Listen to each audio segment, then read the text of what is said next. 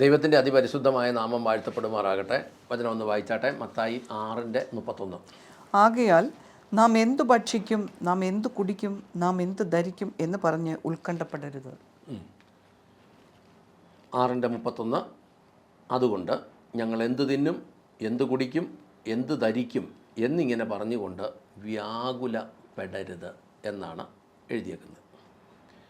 അതായത് എന്ത് തിന്നും, എന്ത് കുടിക്കും, എന്ത് ധരിക്കും എന്നത് ഒരു ഭക്തനെ സംബന്ധിച്ച് അല്ലെ ഒരു ഭക്തയെ സംബന്ധിച്ച് അവർ ആ വിഷയത്തിൽ ആകുലപ്പെടുന്നുണ്ടെങ്കിൽ അത് ദൈവവചന പ്രകാരമല്ല എന്ന് വ്യക്തതയോടെ നമുക്ക് മനസ്സിലാകും. അതിന് അങ്ങനെ ആകുലപ്പെടുന്നതിൻ്റെ ഒരു പ്രശ്നം, ആകുലപ്പെട്ടുകൊണ്ടും പ്രത്യേകിച്ച് കാരണമൊന്നുമില്ല. എൻ്റെ 27-ാമത്തെ വാക്യം വായിച്ച 6:27. ഉത്കണ്ഠപ്പെടുന്നത് കൊണ്ട് നിങ്ങളിൽ ആർക്കെങ്കിലും തൻ്റെ ആയുസ്സിൻ്റെ ദൈർഘ്യത്തോട് ഒരു മുഴം കൂട്ടുവാൻ കഴിയുമോ?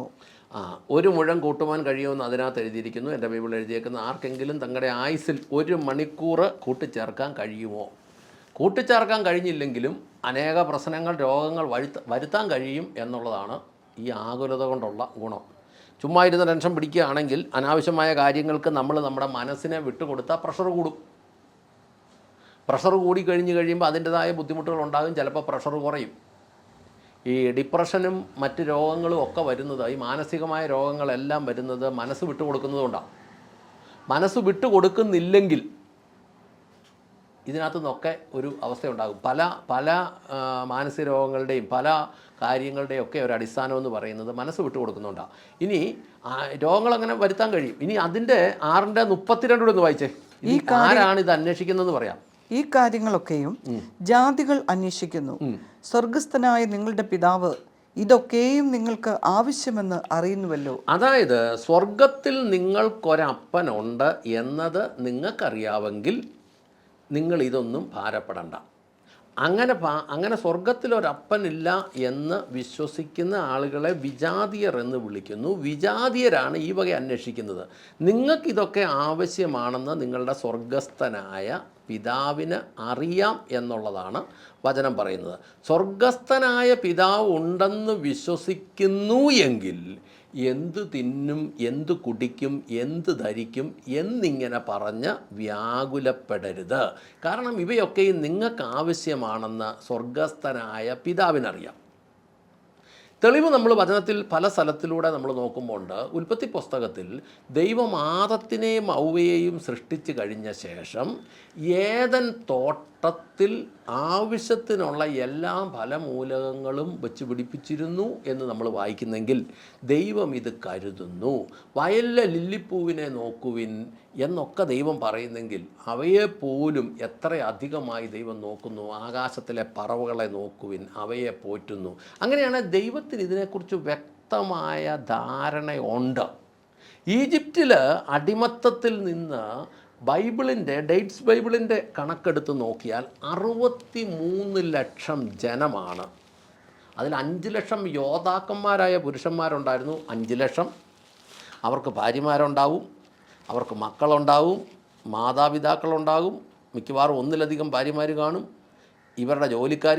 ഇതെല്ലാം കൂടെ കൂട്ടി വരുമ്പം 63 ലക്ഷം ജനം എന്നാണ് ഡേറ്റ്സ് ബൈബിൾ പറയുന്നത്. നമ്മുടെ സാധാ ബൈബിളിലൊന്നും അങ്ങനെ അതിനെക്കുറിച്ചൊരു എണ്ണം പറയുന്നില്ല.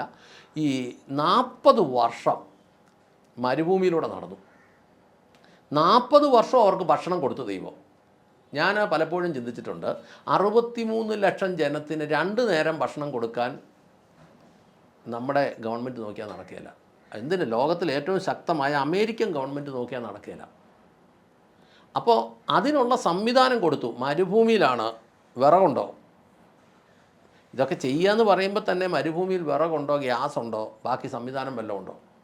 പക്ഷേ അവർക്ക് 40 വർഷം ഭക്ഷണം കൊടുത്തു.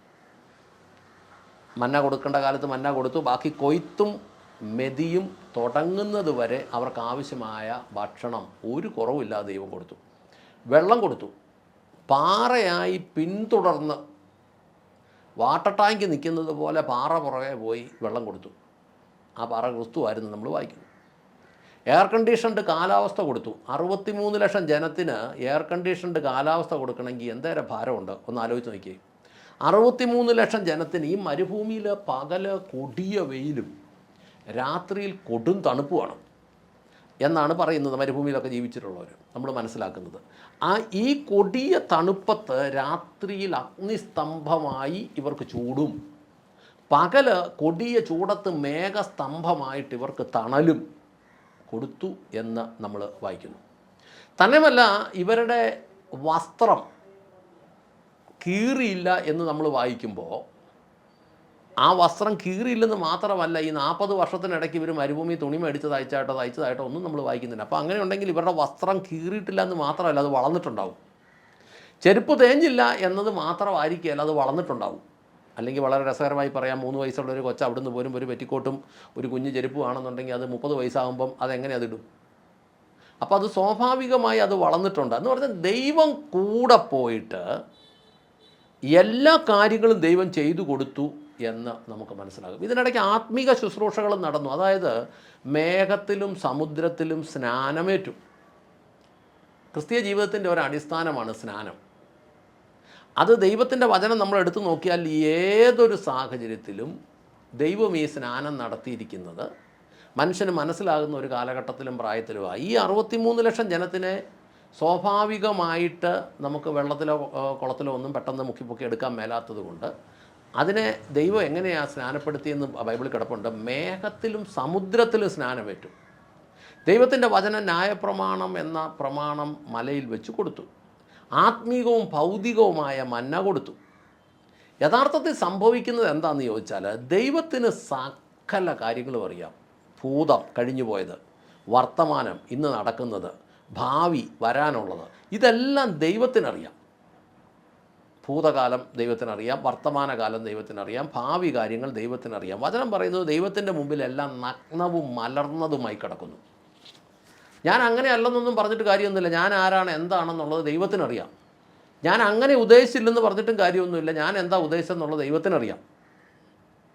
ദൈവം അറിയാതെയും അനുവദിക്കാതെയും ഒന്നും നടക്കുകയില്ലെന്നുള്ളത് നമ്മൾ മനസ്സിലാക്കണം. ദൈവം അറിയാതെയും അനുവദിക്കാതെയും ഒന്നും നടക്കുകയില്ല. ജോസഫ് ഈജിപ്തിൻ്റെ മന്ത്രി ആകണമായിരുന്നെങ്കിൽ അവനെ അവൻ്റെ സഹോദരന്മാർ വെറുക്കണമായിരുന്നു, അവനെ പൊട്ടക്കണ്ടി തള്ളണമായിരുന്നു, അവനെ അവിടുന്ന് കയറ്റി ഇസ്മായേലർ കച്ചവടക്കാർക്ക് വിൽക്കണമായിരുന്നു, അവനെ അടിമച്ചന്തയെ കൊണ്ട് നിർത്തണമായിരുന്നു, അവനെ പോത്തിഫറിൻ്റെ ഭവനത്തിൽ കൊണ്ടുവരണമായിരുന്നു, പോത്തിഫറിൻ്റെ ഭാര്യ അനാവശ്യമായി ഇടപെടണമായിരുന്നു, അവൻ ജയിലിൽ പോകണമായിരുന്നു, അപ്പക്കാരനും പാനപാത്രക്കാരനും ജയിലിൽ ശിക്ഷയ്ക്ക് വരണമായിരുന്നു, രാജാവിൻ്റെ മുമ്പിൽ ഇവൻ എത്തണമായിരുന്നു. അതിനുശേഷം രാജാവ് അല്ലെങ്കിൽ അതോടൊപ്പം തന്നെ രാജാവ് സ്വപ്നവും കാണണമായിരുന്നു, സ്വപ്നം വ്യാഖ്യാനിക്കണമായിരുന്നു. നടത്തണമെങ്കിൽ ഇവൻ ഈ വഴികൾ കൂടെ വരണമായിരുന്നു. അതാണ് ദൈവം അറിയാതെയോ അനുവദിക്കാതെയോ ഒന്നും സംഭവിക്കില്ല.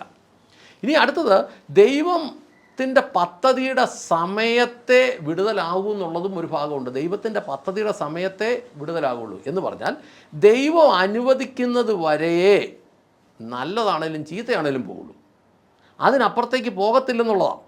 നമുക്ക് ചെയ്യാൻ കഴിയുന്നത് എന്താണെന്ന് ചോദിച്ചാൽ വചനപ്രകാരം വിശുദ്ധനായിരിക്കുക, അതിനായി ദൈവകൃപയിൽ ആശ്രയിക്കുക. വിശുദ്ധനായിരിക്കാൻ ദൈവകൃപയിൽ ആശ്രയിക്കുക എന്നുള്ളതല്ല മസിൽ പിടിച്ച് നടക്കുകയൊന്നുമില്ല. ഒരു യുദ്ധമോ പകർച്ചവ്യാധിയോ ക്ഷാമമോ ദുഷ്ടനായ ഭരണാധികാരിയമോ രോഗമോ എന്നാ വന്നാലും അത് ദൈവം അറിഞ്ഞുകൊണ്ട് തന്നെയാണ് ഇത് വരുന്നത്. ഇപ്പം നമ്മൾ എത്രത്തോളം വിദഗ്ധമായിട്ട് നിന്നാലും ഇങ്ങനെയുള്ള സാഹചര്യങ്ങളൊക്കെ വന്നാൽ എത്ര ധനവാനും ദരിദ്രനായി മാറാം. ഇപ്പോൾ ഗാസയിലൊക്കെ കണ്ടില്ലേ, കോടീശ്വരന്മാരുണ്ടായിരുന്നല്ലോ, ഇപ്പോൾ അവരൊക്കെ എന്ത് ചെയ്യും? എല്ലാം തകർന്ന ഒരു നേരത്തെ ഭക്ഷണത്തിന് വേണ്ടി അങ്ങോട്ടും ഇങ്ങോട്ടും ഓടി നടക്കുക.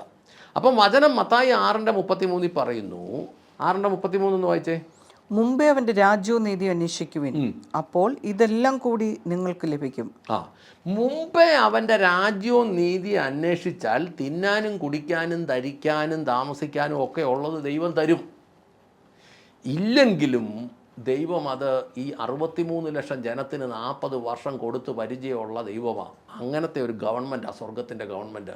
അത് ഭൂമിയിൽ ഒരു ഗവൺമെൻറ്റിനെ കൊണ്ട് നടക്കുകയല്ല. കാരണം സ്വർഗത്തിന് മാത്രമേ ഇല്ലാത്തതിനെ ഉള്ളതുപോലെ വിളിച്ചു വരുത്താൻ പറ്റുള്ളൂ. ബാക്കി ഇവിടെ കൊടുത്തതിനെ എന്തെങ്കിലും വിധത്തിൽ രൂപാന്തരം വരുത്താനോ ട്രാൻസ്പോർട്ട് ചെയ്യാനോ ഒക്കെ ഇവിടുത്തെ ഗവൺമെൻറ്റുകൾക്ക് പറ്റുള്ളൂ. മാനുഷിക ഗവൺമെൻറ്റുകൾക്ക് അതേ പറ്റുള്ളൂ. തന്നെയുമല്ല, ഇതിന് വേറൊരു പ്രത്യേകതയും കൂടെ ഉണ്ട്. മത്തായി 6:34 വായിച്ചേ. അതുകൊണ്ട് നാളെയെക്കുറിച്ച് ഉത്കണ്ഠപ്പെടരുത്. നാളത്തെ ദിവസം അതിനായി ഉത്കണ്ഠപ്പെടുമല്ലോ. അതത് ദിവസത്തിന് അന്നന്നത്തെ ദോഷം മതി. ഓരോ ദിവസത്തിനും അതിൻ്റെതായ ക്ലേശങ്ങളും ഉണ്ടെന്നാണ് ദൈവവചനം പറഞ്ഞു. ഒരു വചനോടെ വായിച്ചാൽ റോമർ 8:28. എന്നാൽ ദൈവത്തെ സ്നേഹിക്കുന്നവർക്ക് അവന്റെ ഉദ്ദേശ്യമനുസരിച്ച് വിളിക്കപ്പെട്ടവർക്ക് തന്നെ സകല കാര്യങ്ങളും അവൻ നന്മയ്ക്കായി പ്രവർത്തിക്കുന്നുവെന്ന് നാം അറിയുന്നു. അപ്പോൾ വചനത്തിൽ നമ്മൾ ഇങ്ങനെ വായിക്കുന്നു, ദൈവത്തെ സ്നേഹിക്കുന്നവർക്ക്, നിർണയപ്രകാരം വിളിക്കപ്പെട്ടവർക്ക് ദൈവം സകലതും നന്മയ്ക്കാക്കി മാറ്റുന്നു. അപ്പോൾ എന്നെ കേൾക്കുന്ന ഒരാൾ, ഓരോ വ്യക്തികളോട് ഞാൻ പറയട്ടെ, ഇന്ന് കടന്നു പോകുന്ന പ്രതിസന്ധി, പ്രയാസങ്ങൾ വചന വ്യവസ്ഥയെ നിൽക്കുന്നു എങ്കിൽ, ദൈവത്തിൻ്റെ പദ്ധതിക്ക്, ദൈവത്തിൻ്റെ പ്രവർത്തനം വരെ നിൽക്കാൻ തയ്യാറാകുന്നു എങ്കിൽ, നിർണയപ്രകാരം വിളിക്കപ്പെട്ടവർക്ക് ദൈവം അത് സകലതും നന്മയ്ക്കാക്കി മാറ്റുക തന്നെ ചെയ്യും. അത് ഹൃദയത്തിൽ ഉറപ്പിച്ചുകൊള്ളുക. ഇതെൻ്റെ വാക്കല്ല, ദൈവത്തിൻ്റെ വാക്കാണ്. ദൈവം ഇത് അക്ഷരികമായി നടപ്പിലാക്കി കാണിച്ചിട്ടുണ്ട് അനേകരുടെ ജീവിതത്തിലൂടെ. ജോസഫിൻ്റെ ജീവിതവും, ഡാനിയേലിൻ്റെ ജീവിതവും, ശദ്രക്ക് മേശക്ക് അബേദ്നെഗോവിൻ്റെ ജീവിതവും, എബ്രഹാമിൻ്റെ ജീവിതവും ഒക്കെ നമ്മൾ നോക്കുമ്പോൾ ഇത് പഴയ നിയമത്തിലും ഒക്കെ നമുക്കിത് വ്യക്തമായി കാണാൻ കഴിയും. പ്രാർത്ഥിക്കാം. സ്വർഗസ്ഥനായ ഞങ്ങളുടെ നല്ല പിതാവേ, ഞങ്ങളുടെ കർത്താവായ യേശു ക്രിസ്തുവേ, പരിശുദ്ധാത്മാവായി ഞങ്ങളുടെ നല്ല ദൈവമേ, ഞങ്ങൾ കർത്താവെ എന്ത് തിന്നും, എന്ത് കുടിക്കും, എന്ത് ധരിക്കും, എന്തിങ്ങനെ പറഞ്ഞുകൊണ്ട് വ്യാകുലപ്പെടാതിരിക്കാൻ ദൈവത്തിൻ്റെ വലിയ കൃപ ഞങ്ങളുടെ മേൽ വ്യാപരിക്കണമേ എന്ന് പ്രാർത്ഥിക്കുന്നു. കർത്താവെ, എന്നെയും കേൾക്കുന്ന ഓരോരുത്തരെയും അനുഗ്രഹിക്കണമേ. ദൈവവചനത്തിൽ ആശ്രയിച്ച് മുന്നേറുവാൻ ദൈവം സഹായിക്കണം, കൃപയാ നടത്തണം.